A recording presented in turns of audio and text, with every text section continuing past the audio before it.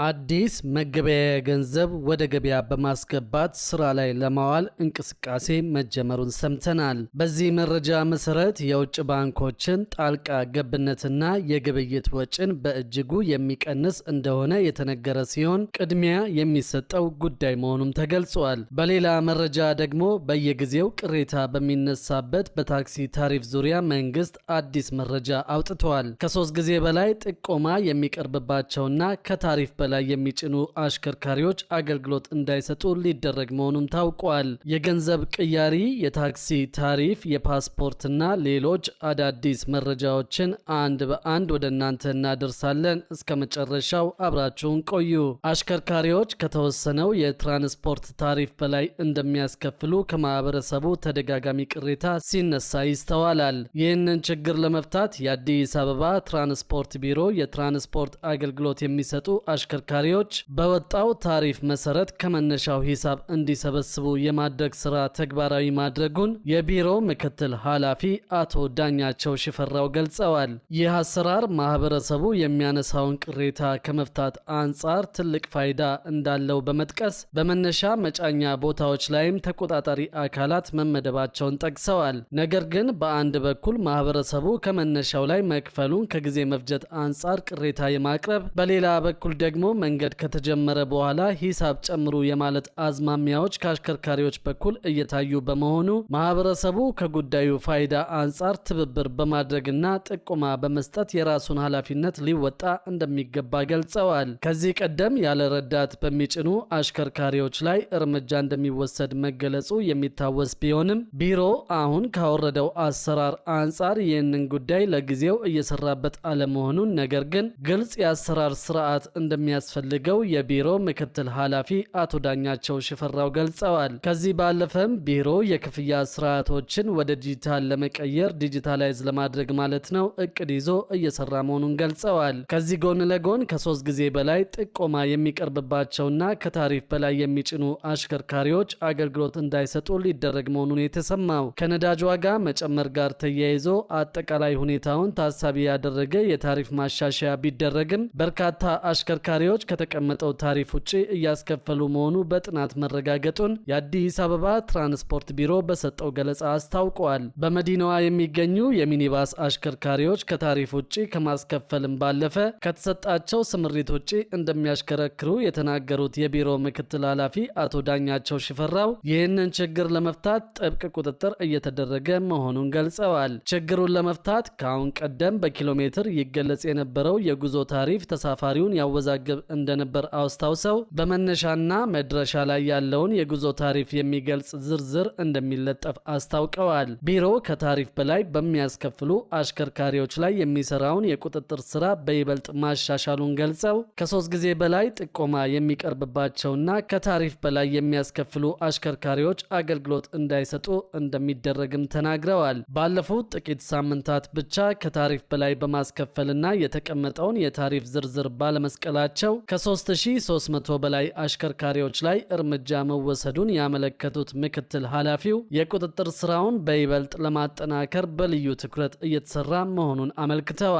የአዲስ አበባ ትራንስፖርት ቢሮ ከትራንስፖርት አገልግሎት አሰጣጡ ጋር ተያይዞ ከማህበረሰቡ የሚነሱ ቅሬታዎችን ለመፍታት በትኩረት እየሰራ መሆኑንና በተለይም ከመነሻው ላይ የሂሳብ የመሰብሰብ ልምድ እንዲዳብር ጥረት እያደረገ መሆኑን አመልክተዋል። በሌላ መረጃ ደግሞ አዲስ መገበያያ ገንዘብ ወደ ገበያ በማስገባት ስራ ላይ ለማዋል እንቅስቃሴ መጀመሩን ሰምተናል።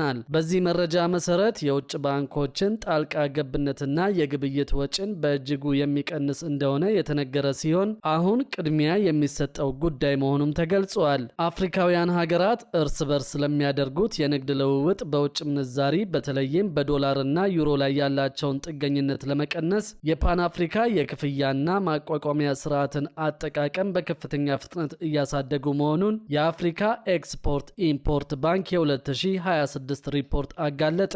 ይህ የክፍያ ስርዓት ሀገራቱ በራሳቸው የሀገር ውስጥ ገንዘብ ቀጥታ ግብይት እንዲፈጽሙ በማስቻል የውጭ ባንኮችን ጣልቃ ገብነትና የግብይት ወጪን በእጅጉ የቀነሰ መሆኑም ተጠቁመዋል። ባንኩ ይህንን የዲጂታል ክፍያ መሰረተ ልማት ማስፋፋት አስቸኳይ ቅድሚያ የሚሰጠው ጉዳይ ነው ያለው ሲሆን አሁን ላይ በዓለም አቀፍ ደረጃ እየታየ ያለውን የጂኦፖለቲካ ጂኦፖለቲካዊ ውጥረትና የንግድ ጥበቃ ፖሊሲዎችን ታሳቢ በማድረግ ነው። በተለይም በአዲሱ የአሜሪካ አስተዳደር የንግድ ፖሊሲ ላይ የታየውን ለውጥ ተከትሎ በ57 የአፍሪካ ሀገራት ላይ የታሪፍ ጭማሪ መጣሉ እንደ ኢትዮጵያ ባሉ ሀገራት የጨርቃጨርቅ ኤክስፖርት ገበያ ላይ ከፍተኛ ጫና እያንዣበበ መሆኑን ሪፖርቱ አትቷል። የአጎዋ ተጠቃሚ ሀገራትም ቢሆኑ ከተጨማሪው የ10 በመቶ ታሪፍ ጫና ማምለጥ አልቻሉም ተብሏል። ከዚህ በተጨማሪ በቀይ ባህር አካባቢ ያለው አለመረጋጋት አፍሪካ የራሷን የውስጥ ንግድ ትስስር እንድታጠናክር አስገዳጅ ሁኔታን መፍጠሩን የታወቀው ምንም እንኳን የአፍሪካ አጠቃላይ የዓለም አቀፍ ንግድ ድርሻ አሁንም ዝቅተኛ ቢሆንም በ2025 የአፍሪካ የውስጥ የእርስ በርስ ንግድ በ5.4 በመቶ በማደግ ወደ 213.8 ቢሊዮን ዶላር ከፍ ማለቱ ተመዝግበዋል። ለዚህ እድገት ኢትዮጵያ፣ ዩጋንዳ፣ ዲሞክራቲክ ሪፐብሊክ ኮንጎ፣ ዛምቢያ እና ደቡብ አፍሪካ ግንባር ቀደም ሚናን ተጫውተዋል። ሪፖርቱ አክሎም የአፍሪካ ሀገራት አሁን ላይ ከገጠማቸው የታሪፍ ጫና፣ የውጭ ምንዛሪ እጥረትና የውጭ ተጽዕኖ ለማምለጥ ንግዳቸውን ይበልጥ ወደ ብሪክስ ሀገራት ማለትም ወደ ቻይና፣ ህንድ፣ ብራዚል እና የተባበሩት አረብ ኤምሬትስ በማዞር አማራጭ ገበያዎችን መፍጠር እንዳለባቸው አጥብቆ መክረዋል። በሌላ መረጃ ደግሞ የኢሚግሬሽንና ዜግነት አገልግሎት በበጀት ዓመቱ ከ1.6 ሚሊዮን በላይ ፓስፖርት መስጠቱንና ከ42.7 ቢሊዮን ብር በላይ ገቢ መሰብሰቡን አስታወቀ። የኢሚግሬሽንና ዜግነት አገልግሎት የ2018 በጀት ዓመት የሥራ አፈጻጸም ግምገማውን ያካሄደ ሲሆን በበጀት ዓመቱ ከ1.6 ሚሊዮን በላይ ፓስፖርቶችን ለዜጎች ማሰራጨት መቻሉን ይፋ አድርገዋል። የሁሉንም ዳይሬክቶሬቶች የበጀት ዓመቱን የሥራ ክንውን ሪፖርት ያቀረበው ተቋሙ በተመዘገቡት አበይት ስኬቶችና በቀጣይ አቅጣጫዎች ላይ ሰፊ ውይይት አድርጓል። በግምገማ መድረኩ ላይ ይፋ እንደተደረገው ከቪዛ አገልግሎት ጋር በተያያዘ በበጀት ዓመቱ 1,046,000 በላይ ቪዛዎች ለተገልጋዮች ተሰጠዋል። ከዚህ በተጨማሪ 32,000 በላይ የትውልደ ኢትዮጵያውያን መታወቂያ ቢጫ ካርድ እንዲሁም ደግሞ 21,000 በላይ ጊዜያዊና ቋሚ የመኖሪያ ፈቃዶች ተሰጠዋል። ተቋሙ ከነዚህ ዘርፈ ብዙ አገልግሎቶች በአጠቃላይ ከ42.7 ቢሊዮን ብር በላይ ገቢ በመሰብሰብ ከፍተኛ ስኬት ማስመዝገቡ ተገልጿል። በአየርና በየብስ ድንበሮች ዓለም አቀፍ ደረጃውን በጠበቀ መልኩ ለ7 ሚሊዮን በላይ ገቢና ወጪ መንገደኞች የጉዞ ሰነድ አገልግሎት የተሰጠ ሲሆን ከሲቪል ምዝገባ አገልግሎት ጋር በተያያዘም ከ6 ሚሊዮን በላይ የልደትና ሌሎች ወሳኝ ኩነቶች ምዝገባ በተሳካ ሁኔታ ተከናውነዋል። ህገወጥነትንና የማጭበርበር ተግባራትን ከመከላከል አንጻርም ሰፊ የቁጥጥር ስራዎች ተሰርተዋል። በዚህም መሰረት በሐሰተኛ ሰነድ የማጭበርበር ድርጊት ሲፈጽሙ የተገኙ 433 የውጭ ሀገር ዜጎችና 4450 ኢትዮጵያውያን ተይዘው ህጋዊ ተጠያቂነት እንዲሰፍንባቸው ተደርገዋል። በተጨማሪም 21 ግለሰቦች በህገወጥ ደላላነት፣ 174 ግለሰቦች ደግሞ ኦንላይን የአስቸኳይ ፓስፖርት ምዝገባን በህገወጥ መንገድ ሲሞሉ እጅ ከፍንጅ በመያዛቸው ህጋዊ እርምጃ የተወሰደባቸው ሲሆን ከጉዳዩ ጋር በተያያዘ 24 የንግድ ቤቶች እንዲታሸጉ ተደርገዋል። የፓስፖርት አገልግሎት ተደራሽነትን ለማስፋፋት ከተደረጉ ጥረቶች መካከል ከነባር 12 ቅርንጫፎች በተጨማሪ 11 የክልል ቅርንጫፎችና በአዲስ አበባ 2 ተጨማሪ ቅርንጫፎች ተከፍተው በአጠቃላይ በ23 የኢሚግሬሽን ቅርንጫፎች የኢፓስፖርት አገልግሎት መሰጠት ተጀምሯል። በመሶብ የአንድ ማዕከል አገልግሎት አማካኝነትም ተገልጋዮች በአቅራቢያቸው ፈጣን አገልግሎት እንዲያገኙ እየተደረገ ነው። የኢሚግሬሽንና ዜግነት አገልግሎት ዋና ዳይሬክተር ወይዘሮ ሰላማዊት ዳዊት በበጀት ዓመቱ የተመዘገበው አፈጻጸም ካለፈው ዓመት ጋር ሲነጻጸር በሁሉም የአገልግሎትና የቁጥጥር ዘርፎች የላቀ መሆኑን ገልጸዋል። ዋና ዳይሬክተሯ አክለውም ተቋሙ ይጠቀምበት የነበረውን አሮጌ የቴክኖሎጂ ሲስተም ሙሉ በሙሉ በማቆም በዋናው ቢሮና በሁሉም ቅርንጫፎች አዲስ የዲጂታል ኔትወርክ ዝርጋታ በማጠናቀቅ ወደ አዲስ የዲጂታል ሲስተም መሻገሩ ለዚህ ስኬት ትልቅ አቅም መፍጠሩን አስረድተዋል። አሰራሮችን ሙሉ በሙሉ ዲጂታላይዝ ማድረግ የአመራሩና የባለሙያው ቁርጠኝነት፣ የሰው ኃይል ማሟላትና ቀጣይነት ያለው የአቅም ግንባታ ስልጠናዎች ለተመዘገበው ውጤት ዋና መሰረቶች መሆናቸው በመድረኩ ተጠቁመዋል። ተቋሙ የ2018 በጀት ዓመት እቅድ አፈጻጸሙን ከመገምገም ባለፈም የቀጣዩን የ2019 በጀት ዓመት እቅድ ላይ በሰፊው ተወያይቶ አጽድቋል። በሌላ መረጃ ደግሞ በአዲስ አበባ ከተማ እያጋጠመ ያለው የቤት ኪራይ ዋጋ መናር ከነዋሪዎች የመክፈል አቅም በላይ እየሆነና ጣሪያ እየነካ መምጣቱ ተሰምቷል። በአሁኑ ወቅት በከተማዋ በተለያዩ አካባቢዎች የመኖሪያ ቤት ኪራይ ዋጋ ከዚህ ቀደም ታይቶ በማይታወቅ ሁኔታ እያሻቀበ የሚገኝ ሲሆን ለአንድ መደበኛ ክፍል ቤት ከ25000 ብር እስከ 30000 ብር እየተጠየቀ ይገኛል። ባለ 2 እና ባለ 3 መኝታ ክፍሎች ደግሞ ዋጋቸው በአስገራሚ ሁኔታ ከፍተኛ ከመሆኑ የተነሳ ለነዋሪዎች ለመጥራት እንኳን የሚያስፈራ ደረጃ ላይ መድረሱ ተነግሯል። ይህ የቤት ኪራይ ዋጋ በዚህ ፍጥነት ሊያሻቅብ የቻለባቸው ዋነኛ ምክንያቶች ደግሞ በሀገሪቱ ከተለያዩ አካባቢዎች በጸጥታና አለመረጋጋት ምክንያት ደህንነት ፍለጋ ወደ አዲስ አበባ የሚደረገው ፍልሰት በከተማዋ ያለውን የቤት ፍላጎት በከፍተኛ ደረጃ ማሳደጉ ነው ተብሏል። በተጨማሪም በከተማዋ ለኮሪደርና ለተለያዩ ልማቶች ተብለው በርካታ መኖሪያ ቤቶች መፍረሳቸውን ተከትሎ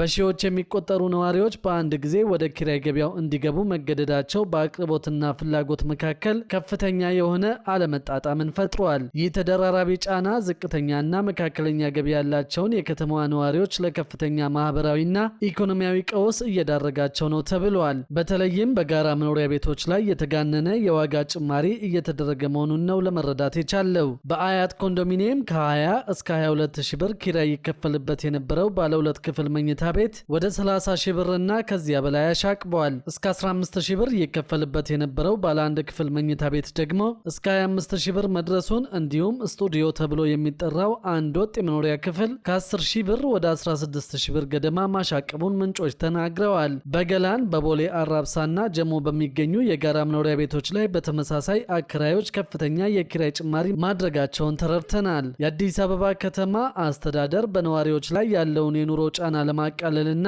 በቤት ኪራይ ገበያው ላይ የሚስተዋሉ ህገወጥ አሰራሮችን ለመፍታት አዲስ የቤት ኪራይ ውል እድሳትና የቤት ኪራይ ጭማሪ ጣሪያ ተግባራዊ ማድረጉ ይታወሳል። ለ2019 በጀት ዓመት የሚተገበረው ፍትሐዊ የቤት ኪራይ ዓመታዊ ጭማሪ ጣሪያ 11.5 በመቶ ሆኖ የጸደቀ ሲሆን ከተቀመጠው የጭማሪ ጣሪያ በላይ ዋጋ መጨመር በጥብቅ የተከለከለ መሆኑን ተገልጿል። ህጉን በሚተላለፉና ውላቸውን በማያድሱ አካላት ላይ ቅጣት እንደሚጣል የገለጹት የአዲስ አበባ ከተማ ቤቶች ልማትና አስተዳደር ቢሮ ኃላፊ ወይዘሮ ቅድስት ወልደ ጊዮርጊስ የውል እድሳት ጊዜያቸው አልፎ አከራይም ሆነ ተከራይ አብሮ ኖረው እድሳት ሳይፈጽሙ እስከ 2 ወር ከቆዩ የአንድ ወር የቤት ኪራይ ቅጣት ይጣልባቸዋል ብለዋል።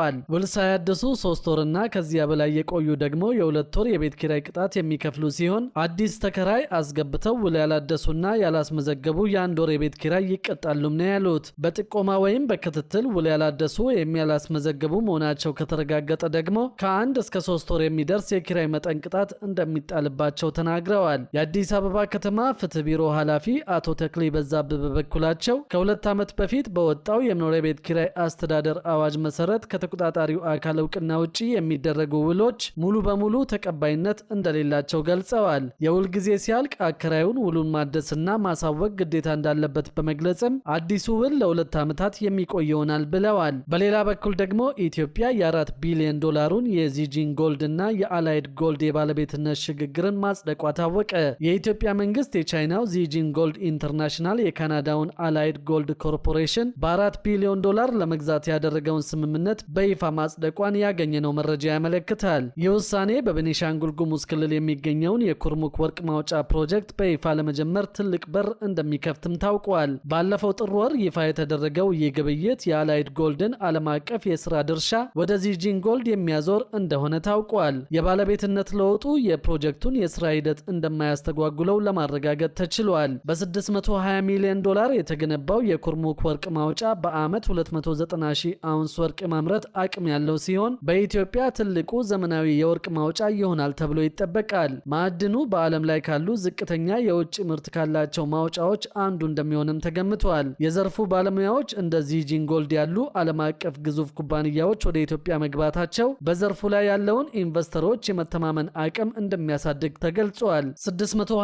ሚሊዮን ዶላር ወጪ የተደረገበት ፕሮጀክቱ በቅርብ ሳምንታት ምርት ይጀምራል የተባለ ሲሆን በዓመት 290,000 አውንስ ወርቅ በማምረት የኢትዮጵያ ትልቁ ዘመናዊ የወርቅ ማዕድን ይሆናል ተብሎ ይጠበቃል። በዓለማችንም በንጽጽር በአነስተኛ ኢንቨስትመንት ወጪ የሚከናወን የወርቅ ማዕድን እንደሚሆንም ነው የሚጠበቀው። ይህም 1 ኦንስ ማለትም 31.1 ኪሎ ግራም አካባቢ ወርቅ ለማምረት $950 ብቻ ነው ወጪ የሚያስወጣው እንደማለት ነው ተብሏል። ስምምነቱ በክልሉ የሚገኘውን የኩርሙክ ወርቅ ማዕድንን ጨምሮ የአላይድ ጎልድን ዓለም አቀፍ የሀብት ይዞታዎችን ወደ ቻይናው የማዕድን ግዙፍ ኩባንያ የሚያዘዋውር ይሆናል ተብሎ ይጠበቃል። ይጠበቃል። ሆኖም የባለቤትነት ለውጥ ቢደረግም የአላይድ ጎልድ የስራ እንቅስቃሴዎችና የልማት ፕሮጀክቶች ቀድሞ በነበረው ህጋዊ ማዕቀፍ የቁጥጥርና የውል ማዕቀፍ መሰረት እንደሚቀጥሉ ኩባንያው አስታውቋል።